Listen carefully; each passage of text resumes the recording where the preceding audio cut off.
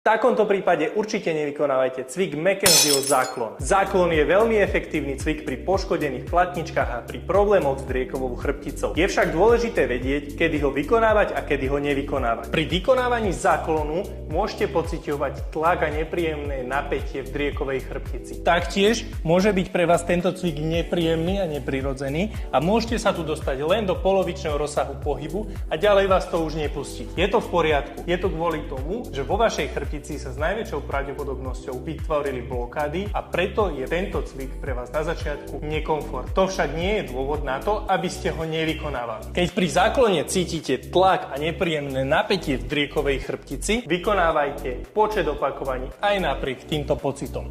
Musíte sledovať, či sa táto bolesť a tieto pocity zmierňujú medzi 1. a 10. opakovaním.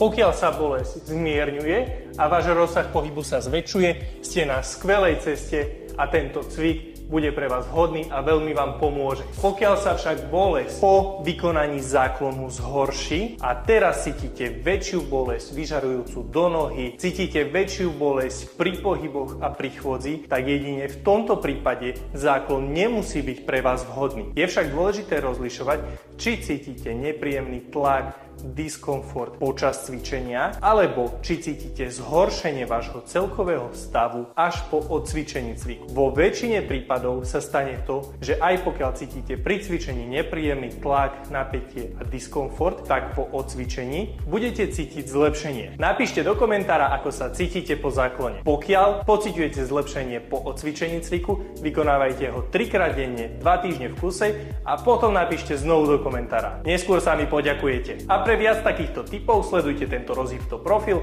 a navštívte náš web www.rozhybto.sk.